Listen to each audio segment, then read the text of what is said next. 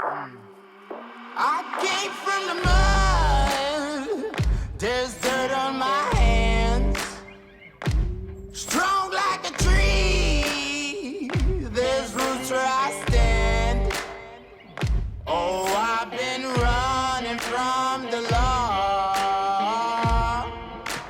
Hope they won't shoot me down soon.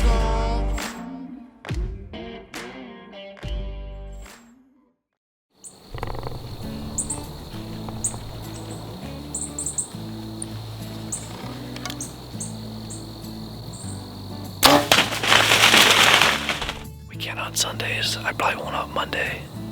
I'll likely hunt back in here Tuesday. There are still a good number of very unspooked and very mature does.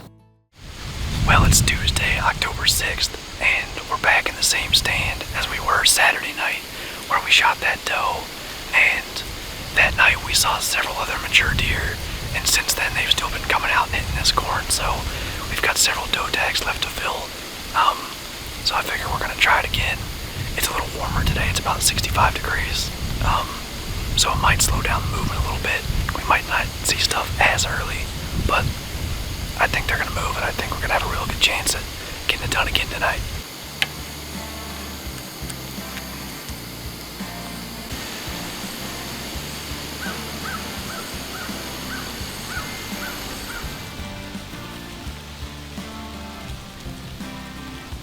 It's always encouraging to see turkeys from the tree stand, especially with the fall turkey season starting in just a couple of weeks.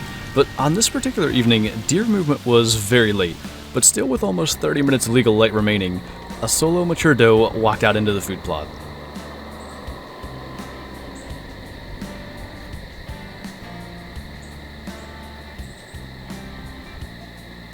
As I was watching and waiting for her to start to move towards the corn, another doe came out behind me and worked her way into my shooting lane.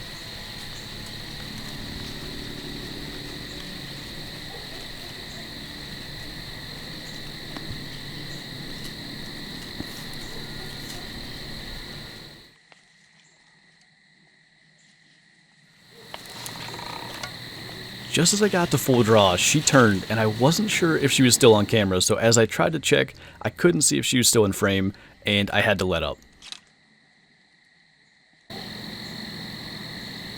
By the time I finally got my camera back on her, I could never get a clear shot. One of the fawns was either behind her or she wasn't broadside, so I decided I wasn't going to take that shot.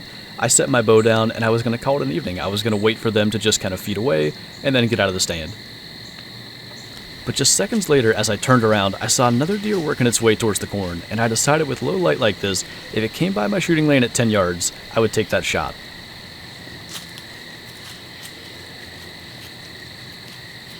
Matt.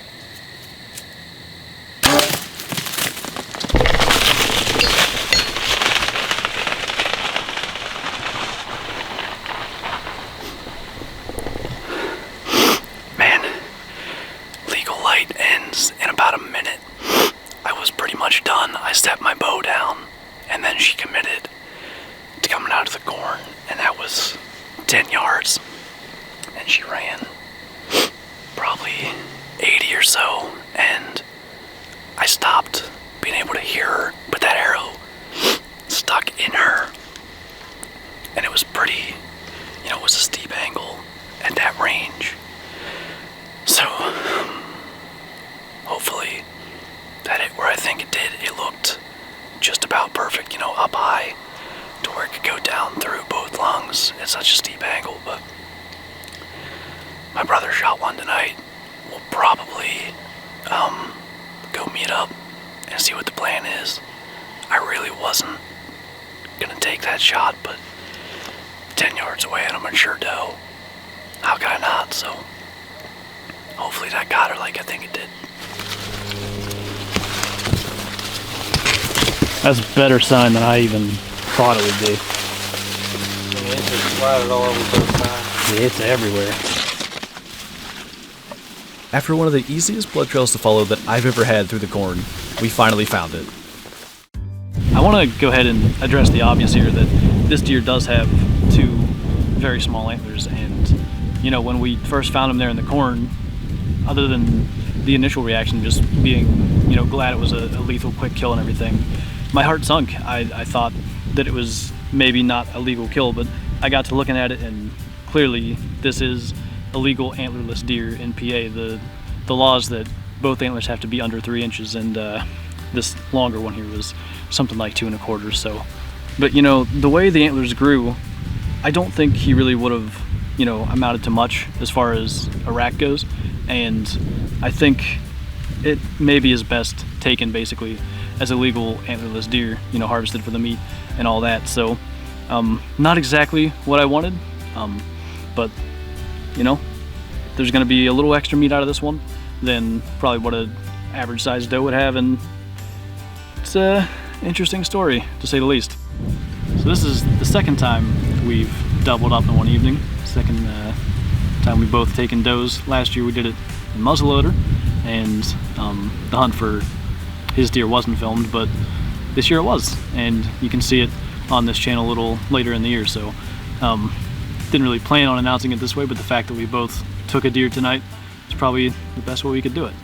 Ever since I watched my brother's hunting videos last year on his channel, on the Meat Hunters channel, I kind of wanted to do the same thing with filming, and I knew that he knew everything that I needed to get, so I pretty much just asked him what I needed, and he gave me some stuff, and I bought everything else I needed so I could do self-filming myself. And hopefully the doe's on film. I still haven't got a chance to look at it, but you got to see my first deer on film. On October 10th, I decided to return to the same stand to see if deer was still coming to the corn in daylight, and I was greeted early on in the hunt by turkeys coming by in bow range, and it's already got me looking forward to the fall turkey season.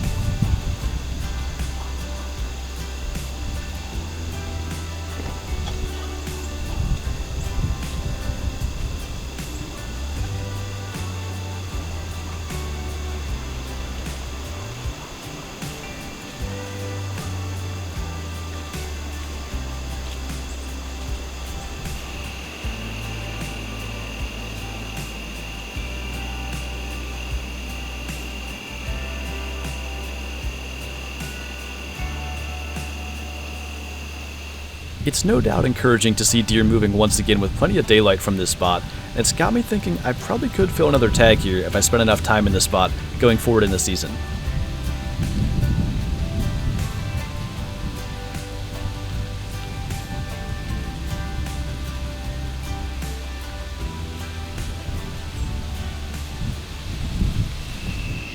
My entire hunt was made when I saw the small 10-point from opening day come back into the food plot, and it was great to get better footage of him than on opening day, and I just hope we get to see this buck in a couple of years because I think he has the genetics to become something special.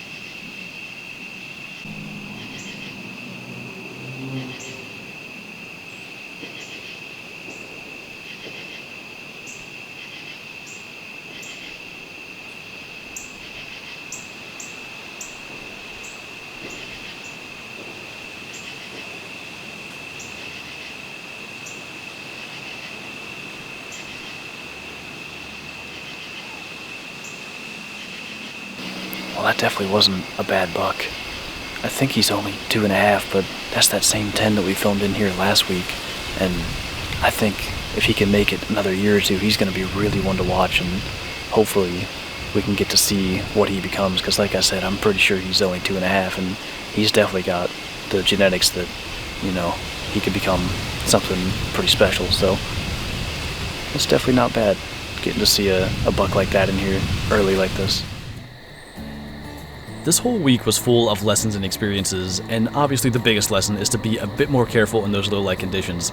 That's obviously why the law exists, because mistakes happen, and sometimes things aren't incredibly obvious even at 10 yards like that, but lesson learned, and I'm going to be much more careful with that kind of stuff going forward, because I never want to have that sort of sinking feeling again coming upon a deer that I've just shot.